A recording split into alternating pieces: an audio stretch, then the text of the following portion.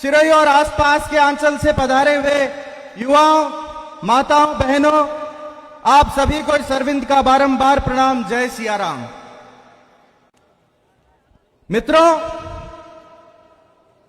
मैं पिछले काफी समय से सुन रहा था, वक्ताओं को देख रहा था कि आज के इस युवा सम्मेलन की हमें आवश्यकता क्यों पड़ी, इसकी प्रासंगिकता क्या है, इसकी रेलेवेंसी क्या है।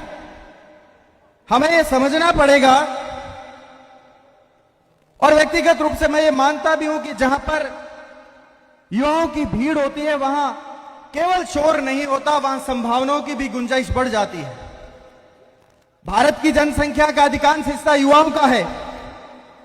वर्ल्ड की लार्जेस्ट यूथ डेमोग्राफी भी हमारी है, जिसे हम लोग युवा जनसांख्यिकी कहते हैं। और विश्व में सबसे अधिक डिजिटली एक्टिव भी हमारा युवा है।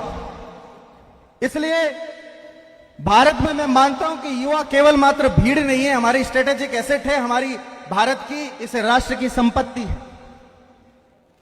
इसलिए इस संपत्ति की भी संरक्षण की जिम्मेदारी हमसे जो एक पीढ़ी पहले के लोग हैं उनकी भी है, और उसके साथ साथ हमारी भी है। क्योंकि जिस संगठन से मैं आता हूं वो कहता है कि आज का छात्र आज का नागरिक है। वो आज भी देश और समाज के लिए उतना ही जिम्मेदार है जितना वो कल हो।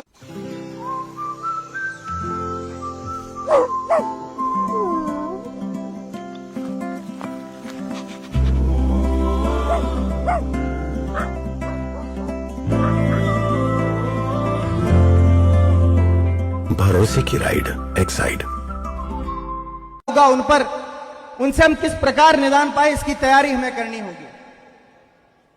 मैं अभी राजवीर सिंह जी पधारे तो मैं उन्हें देख रहा था जब वो यहां से आ रहे थे, और उनका पांडाल में प्रवेश करने से लेकर के और यहां मंच तक चल करके आना, वो दृश्य बेहद सुखद था।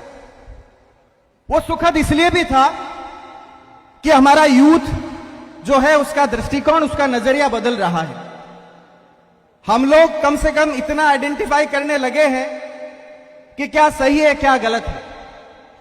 राजवीर सर इतिहास विषय के विशारद हैं, और वो जब आएंगे तो युवाओं को अपने अनुभव के अलावा अपने ज्ञान अर्जन से वो आपके बीच अपनी बात रखेंगे। तो मैं पुनः उसी विषय पर आऊंगा कि हमारे सामने क्या चुनौतियां हैं। एक जो मैंने कही कि सबसे बड़ी चुनौती है स्किल मिसमैच की, लेक ऑफ स्किल की।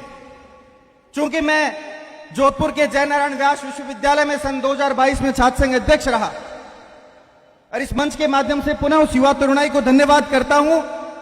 और जो हम विश्वविद्यालयों को और कॉलेज को जो हमने सिर्फ डिग्री पाने का जो एक परिसर समझ रखा है, डिग्री हम ले लेते हैं परंतु हमें स्किल नहीं, हमें कौशल नहीं है। और आने वाले समय में हमें इस सोच पर काम करना पड़ेगा कि स्किल फर्स्ट और डिग्री लेटर। हम जिस विषय की तैयारी कर रहे हैं, जिस कोर्स का अध्ययन कर रहे हैं, हमें उसके कम से कम उसके कौशल का हमें ज्ञान हो, उस पर हम काम करें। और नहीं तो अगर हम सिर्फ डिग्री लेकर बैठे रहे तो आने वाला समय बहुत भयावह है। हमें बहुत सी बड़ी चुनौतियां और देखनी है, जिसमें सबसे बड़ी चुनौती है amalgamation of robotics and AI.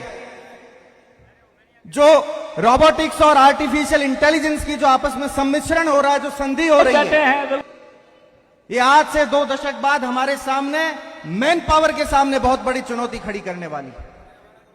इसका सबसे बड़ा उदाहरण अगर आप देखना चाहें तो टेस्ला की जो कार है, FSD full self drive car, उसमें उसको चलाने के लिए किसी ड्राइवर की जरूरत नहीं है, वो अपने आप चलती है। टेक्नोलॉजी हाईली स्किल्ड जो वर्कर्स हैं या जो साइंटिस्ट हैं उन लोगों ने डेवलप की, इंजीनियर्स ने डेवलप की, और उसके बाद वो गाड़ी अपने आप चलती है, ब्रेकिंग करती है। ये उसका सिर्फ बिगिनिंग फेज है, ये उसका सिर्फ स्टार्टिंग फेज है। तो आप सोचिए कि जिस टेक्नोलॉजी की स्टार्टिंग इतनी क्रांतिकारी है, आज से 10-15 साल बाद वो इस देश और समाज में किस रूप में अस्तित्व में आएगी, इसको लेकर भी हमें सोचना पड़ेगा। अगर हम हमारी बुद्धिमत्ता को, हमारे ज्ञान कौशल को नहीं बढ़ाएंगे तो हम वैश्विक दृष्टि में विश्व के जो कंपटीशन है उसमें बहुत पीछे रह जाएंगे। इसलिए हमें हमारी स्किल भी बढ़ानी पड़ेगी, क्योंकि कुछ वैज्ञानिकों का तो यहां तक दावा है, भविष्यवाणियां है कि एआई के बाद जो उसका नेक्स्ट अपग्रेडेड वर्जन है वो एजीआई बताया गया है, आर्टिफिशियल जनरल इंटेलिजेंस, जिसकी संभावना अगले 1 दशक में एग्जिस्टेंस में आने की कही जा रही है। उसके 1 दशक बाद में एएसआई नाम का टर्म जो है एग्जिस्टेंस में आता है, कि जिसको कहा जाएगा कि आर्टिफिशियल सुपर इंटेलिजेंस, जो 2 दशक के बाद में वैज्ञानिकों की भविष्यवाणी के अनुसार अस्तित्व में आने की संभावना जिसकी बताई जा रही है। तो हमें उस समय की जो कंपटीशन होगा, उस समय का जो कंपटीशन फील्ड होगा, उसमें हम लोग सर्वाइव कैसे करेंगे, उसमें हम लोग हमारे अस्तित्व को बचाए कैसे रखेंगे, हमारे कौशल के साथ साथ हम हमारे देश, परिवार और समाज में अपने लिए अपनी भूमिका को स्थापित कैसे रख सकेंगे, ये सारे प्रश्न हमारे सामने खड़े होंगे। इसलिए हमें जो है ये सारी चीजों को ध्यान में रखते हुए ये समझना पड़ेगा कि सिर्फ और सिर्फ हम लोग जो आज का जो युवा है, आप लोग जिस हिसाब से डिजिटली कोकीन में डूबे हैं, डिजिटली कंफ्यूज्ड हैं, या जिन्हें मैं कहता हूं कि आप डिजिटली डिस्ट्रैक्टेड हैं, इससे बाहर आइए। और सबसे बड़ी चीज है डिजिटली डिसिप्लिन सीखने की आवश्यकता है, डिजिटली शिष्टाचार सीखने की आवश्यकता है। ये जो हम लोग घंटों भर स्क्रॉल करते हुए इंस्टाग्राम, रील्स, फेसबुक, ट्विटर, अपने दिन का अधिकांश समय इस पर बिता देते हैं, इससे हो सकता है कि हमारा समय तो निकल रहा है, परंतु हमें हासिल क्या हो रहा है, हमारे जीवन में उसकी उपयोगिता क्या बढ़ रही है, हमारे जीवन में वो काम कहां आ रही है, इस पर सोचना पड़ेगा। अगर हम इन सब बातों पर विचार नहीं करेंगे तो हमें बहुत पीछे रह जाएंगे। मैं ये मानता हूं कि आजकल मीडिया का शोर इतना है कि वो गलत को सही साबित कर देता है, परंतु सत्य आखिर में भी सत्य रहेगा। इसलिए हम लोग जो है सामूहिक साथ मिलकर के परिवार और आज की परंपराओं को आधुनिकता के साथ किस प्रकार से जोड़ेंगे, ये भी हमारी जिम्मेदारी है। उसमें ये भी ध्यान रहे कि हमारी संस्कृति जो है उसकी भी भूमिका एज इट इज बनी रहे। और राजनीति, खासतौर से युवाओं को राजनीति में आना पड़ेगा।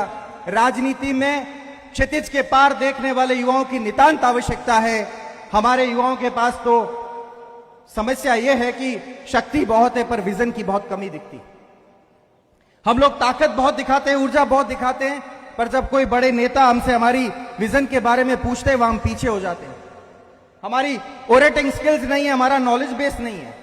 तो जब तक हम हमारा नॉलेज बेस नहीं बढ़ाएंगे, हमारी बोलने की क्षमता को नहीं बढ़ाएंगे, तब तक हमें कोई नहीं पूछेगा। मैं जानता हूं कि बहुत से वक्ता आने हैं, आप लोग सबको सुनना चाहते हैं। अंत में मैं सिर्फ इतना ही कहूंगा, व्यक्ति कितना ही श्रेष्ठ क्यों न हो, त्यागी क्यों न हो, योजना कुशल क्यों न हो, समाज कभी नहीं रुकता। समाज की अखंड गंगा बहती रहती है। जल बिंदु अंदर के बदल जाएंगे, परिवर्तित हो जाएंगे, वे आएंगे जाएंगे, गंगा इसी प्रकार चलती रहेगी। इसलिए युवा साथियों, हम लोग जो सुनते हैं 21वीं सदी भारत की सदी है, अगर हम इस प्रकार शिथिलता के साथ बैठे रहे तो निश्चित रूप से वो दिन और दूर होगा, वो स्थिति और आगे आएगी। परंतु अगर हम अभी से जगे, अभी से हमने आगे की तैयारियां शुरू कर दी, तो ये समूचा विश्व, वैश्विक दृष्टि भारत को अलग भाव से देखेगी और हम विश्व में और सम्मान के साथ। ऐसी मैं आप सबसे अपेक्षा करता हूं। कार्यक्रम को आयोजन करवाने वाले योगेश भाई का भी बहुत बहुत धन्यवाद।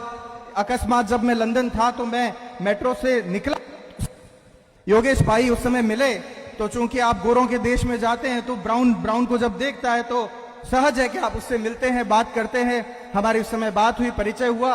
उसके बाद में इस कार्यक्रम में उन्होंने मुझे आमंत्रण दिया, तो भाई बुलाए तो आना ही था इसमें। तो इतना खूबसूरत कार्यक्रम करवाने के लिए बहुत बहुत धन्यवाद। अंत में जो है आपके यहाँ से जो अभी आरएस बने हैं भैराराम जी, उनको बहुत बहुत शुभकामनाएं देता हूं। मैं अपेक्षा करता हूं कि वो यहाँ के आदर्श बन करके आने वाली पीढ़ी को सिखाएंगे कि किस प्रकार जो है कॉम्पिटिटिव एग्जाम्स की तैयारी करनी है, किस प्रकार खुद को तैयार करना है। जिंदगी में जो भी काम करें उसमें तल्लीनता से लगें। सही होगा गलत होगा ये फैसला छोड़ें, परंतु किसी काम में डूबने की आदत डालें। असफलताएं कभी असंभव नहीं है, असफलताओं को भी आप संभव कर सकते हैं, ऐसी आप सबसे अपेक्षा है। और आप लगे रहें, आलोचनाओं से डरना नहीं है। और आप लोगों से बहुत बहुत शुभकामनाओं के साथ और आयोजनकर्ताओं का धन्यवाद। आप लोग पधारे, इतना मान सम्मान दिया, बहुत बहुत धन्यवाद, बहुत बहुत आभार।